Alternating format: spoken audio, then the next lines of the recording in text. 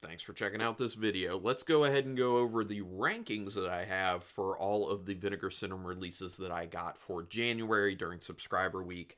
Now, this is just all the ones that came out that month, and I didn't purchase every single one of them, so I have them ranked, and the first one I'm going to show you is the one that I liked the least. The last one I show you is the one I liked the most. Overall, I'd say it was a pretty good slate. I did enjoy watching through these, but let's go ahead and get into this. Oh, also, disclaimer, I don't do commentary tracks because I don't have the time to watch these films 2 or 3 times in certain instances. So I will talk briefly about the special features and essays and stuff like that, but I'm not going to get into too many specifics. Mainly talk about the films themselves, though. So anyway, my number, was the 7 releases I have? Yeah, I have 7 releases, 10 movies. My number 7, Iced. The DeGossa release, Iced. Okay, I know a lot of people were excited about Iced. It's a slasher film, a regional slasher film. I like the location, the shooting location. It's like a ski lodge. It's just basically about a bunch of friends who go to a ski lodge to get away for a weekend. And they had a friend who, like, 4 years prior had died there named Jeff. You can see on that, Jeff was here. And all of a sudden people are getting killed, and they think it's connected to the fact that Jeff had died 4 years earlier. It's a slasher, you know? It's kind of boring, unfortunately. The kills aren't that fun, and the practical effects aren't that good either. So it's just not that fun for me. Also, it's just very slowly paced. So I just wasn't a big fan of this. Now, just to remind myself, look at the special features. The special features were decent. They talked to some people actually involved with the film, which is always nice, and kind of got their experience of how they felt doing the shoot. And everyone who was interviewed, it seems like they had a really good time. Like, it was a fun shoot. Everyone was having a real nice time while they were doing it, and you like to hear that. So that kind of, it makes it so that if you watch the film again, you're just like, you feel better about watching it because it's like, oh, these people were actually having a good time. No one was like in a bad mood or being treated poorly. So, but anyway, I just didn't really like Ice that much as a film. Love the artwork though, but that's my number 7 is the DeGossa release, Iced. Now going to number 6, it was their Vinegar Syndrome Labs line. This is the Terrornauts. I did like this, although it was the one I liked the least of all the ones that I did like. This is fun. This is from the 60s. I think it's from 1967. It's basically this research facility where they're like sending signals out to space. And then one day, a ship shows up and it takes like their entire building and beams it up. And they end up coming out of the building and they're in the ship. And they're put through this series of like puzzle trials to like see if they're worthy of this mission that the aliens have for them. And one of the main alien you see looks very much like a Dalek from old school Doctor Who. But it's just fun. I love seeing the set design of this film from back in the 70s. It's got a great sci-fi feel to it. There is some so bad it's good costuming and practical effects going on in this film. It's just light and fun. It's a little bit slow, but it's charming. It's super charming, and I really did enjoy this film. Now, as far as the special features go, there's not a ton on here special features wise, but I get it. This is a film from the 60s, so it's going to be hard to get a lot. But the special features that were there were pretty solid. So I do recommend this if this is your thing. If you're into these like older sci-fi films, I do think this is worth picking up for sure. So my number 6, The Terrornauts. Now my number 5 is one that people were pretty excited about. Deranged, The Confessions of a Necrophile. This is one of the 4Ks. Now this one I did enjoy overall. I didn't know if I was going to or not. Basically, it's based off of the true events of the serial killer Ed Gein. But Ed Gein here is changed to Ezra Cobb as the name, but they tried to get like the same setting and everything. And it is interesting in the special features, which are pretty good for this one. The filmmaker was talking about how he wanted to actually shoot in the state where Ed Gein was from, and then they found out that they were making this type of film based off of that, and they said, you cannot shoot here. Like, literally, the governor banned them from shooting there. So they ended up trying to find another place that looked familiar. I think they had to go into Canada to do that. But they captured it pretty well. It is supposed to be more unsettling, and it is kind of disturbing. The main character is played, Ezra Cobb is played by Roberts Blossom, who people might know from Home Alone. Actually, that's where I know him from, is the first Home Alone film. He's who they refer to as the South Bend Shovel Slayer, Kevin's neighbor who ends up saving him in the end. Sorry, it's a spoiler for Home Alone, if anyone hasn't seen it. But, yeah, I mean, some legitimately disturbing stuff going on here. I think Roberts Blossom does a phenomenal job as Ezra Cobb. He's really unsettling, but at the same time, like, he's kind of a simpleton character. So you kind of, like, don't view him as all that menacing until he's doing very menacing things. So it's this interesting dichotomy with the character. So I like that about it. So if this sounds like your type of thing, I would definitely recommend checking it out. And like I said, there's some good special features in here. And I believe, yeah, there's one essay in here that is pretty good. I did enjoy that essay, and it's 4K and it looks good. So if this is your type of film, Deranged, pretty good release. That's my number 5. Now, coming in at number 4 is their 3-pack of films that they released. Quite like this one. These are all Spanish films. Curse of the Devil, Demon Witch Child, and The Vampire's Night Orgy. Now, the first thing I love about what they did here, in addition to the artwork, I think the artwork is awesome, is that it's a werewolf movie, a witch movie, and a vampire movie. I love that. I wish they would do more multi-film releases like that, where it's like a theme type thing. That's cool. I really did enjoy that. So Curse of the Devil is the best one, which is the werewolf film that has Paul Naschy in it. And it's basically about a guy who ends up being cursed to become a werewolf based off his family's involvement in, like, the witch trials. So it's, I mean, mainly the fun is when he ends up turning into a werewolf and he's doing his Paul Naschy werewolf stuff. That's a lot of fun. Some really fun action sequences, which there is an interview with Paul Naschy on here in the special features, an older one, obviously, because he's not alive anymore, where he was talking about how he did his own stunts. And he did a good job, honestly. But Curse of the Devil is the brightest spot in this set. I do quite like that one. Love all the werewolf action and some pretty good gore for as old as this film is, from the 70s. Then Demon Witch Child is pretty solid. I enjoyed Demon Witch Child. I thought that was fun. It's basically about a girl who ends up being possessed by the spirit of a vengeful witch. And you see in the beginning, like, why she's a vengeful witch. But the kid is, like, foul-mouthed. She's really, like, I want to say precocious, but it's actually further than precocious since she's being possessed. So it kind of feels like a lighter, more fun version of, like, The Exorcist in a way. And the child actor who plays that character does such a great job. It's very enjoyable. Just really sinks their teeth into it. And it's just fun. So really did like Demon Witch Child, and there are good special features for that one. And then The Vampire's Night Orgy is probably the weakest one of the 3. But I still enjoyed it. And one of the main reasons being their shooting location was really cool. It's kind of like this rundown town that still looks beautiful. And it's about a bunch of people. Sorry, my nose is a little bit runny. It's that time of year. It's so cold out. It's about a bunch of people who are on a bus trip and they end up breaking down in this town. But it's, a vampire town. So that it's a great premise. And I think there's a lot of interesting, quirky, cool characters in it. And there's a lot of wild stuff that ends up happening as far as how the vampires run this town. And these characters just start getting picked off one by one. So it's trying to see, like, who's actually going to remain. Decent special features with that one, too. And yeah, I just think this is quite a good release because I enjoyed every single one of these films. Obviously, Curse of the Devil was the one I liked the most, and then Demon Witch Child. But it's a good release. It's quite a good release. So, yeah, I do recommend this one.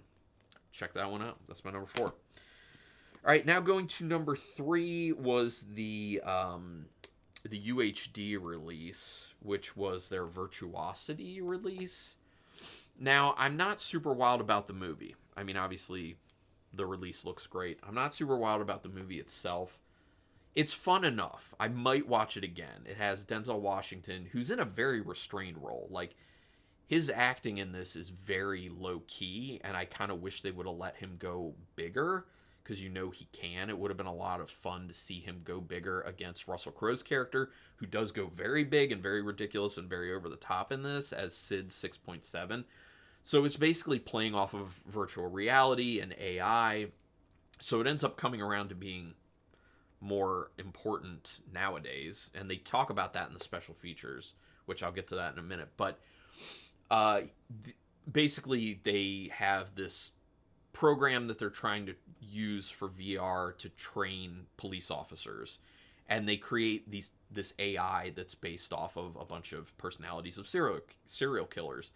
And then they end up being able to bring him into real life, and then he's causing real life havoc, and that's Russell Crowe's character. And there's a lot of like over the top ridiculous 90s violence, and Russell Crowe's character is wild and over the top. So there is a good amount of fun to be had here, but the pacing is kind of slow, and it starts to feel very repetitive as a film to me. But that said, there still is some interesting stuff here. Now, the main reason I bumped this one up to my number 3, the special features are great for this. There are 3 essays in an essay booklet. One of them I actually didn't really care for. It's more one of those essays where it, more than anything, just talks about, oh, and then this happened in the movie, and then this happened. We watched it. Like, you don't need to, like, recap this stuff. But the other 2 essays, very good, and kind of talking about AI and kind of what was happening at that time with that technology in the 90s. You know, obviously there wasn't really any AI, but like computers and all that stuff. And then the special features are phenomenal with this. Talks with people involved with the film, including the writer-director, who really had some really cool insight into tying the themes in this film and what he put into this film and what he was trying to say with this film to nowadays. And then they also have like a discussion with 3 of the people involved with the film, and that discussion is the best special feature on here. Actually, that's my favorite special feature for all these films released for January, because it's great discussion, and you pick up a lot of interesting, cool things. And they're like legitimately excited about the film. So this is a very good release. I just didn't love the film itself. So if you really like Virtuosity, I would say definitely get this release, because it's a great release. The special features are awesome, and it's a 4K, and it looks really good. So yeah, Virtuosity, number 3. All right, I gotta pause real quick. Real quick. One of those days. Throat gets dry, you know? Okay, so my number 2, love this film. This is a lot of fun. This is one that went up on the site, and people were like, yes, this looks like very old school Vinegar Syndrome, what they would release back in the day. Crack House. This was their VSA, and this one is a hell of a time. So it's basically about a gang member, which is this guy, who is kind of like still a real nice guy. You kind of get the feeling like he's just kind of in the gang because that's kind of how he was raised in that community. And he's still trying to be a little bit more on the straight and narrow. There's a lot of drug dealing going on in the film. He ends up going to jail after an incident, and then his girlfriend is left to be kind of preyed upon by this drug dealer who kind of woos her and then gets her hooked on drugs, and then things get worse and worse and worse for her. I'm not going to tell you too much. This movie actually does get darker than you might think, especially because in the beginning of the film, it's very driven by just like kind of ridiculous, over-the-top action, and like it feels like this after-school special about don't do drugs mixed with a straight-up exploitation film. So it's wild, it's wacky, there's a lot of action to it, there's some messed up dark stuff that happens in it. It's a very twisty ride, and it's a very good film. It's very fun. So I really enjoyed this. Also, I can't believe they did this for the back artwork. Very fun, very cool. But some fun performances in this as well, and special features are pretty good. It's lighter than I really wanted on the special features. There's really only 3 things on here, but then they do like the locations of it. But it's yeah, it's It's all right, special features wise. But the movie, the strength is the movie. This is awesome. I think this is a must have for people who typically like the stuff that Vinegar Syndrome, it's like their wheelhouse. I would say this is a must pick up. And if people were wondering, number 833. So yeah, love Crack House, my number 2.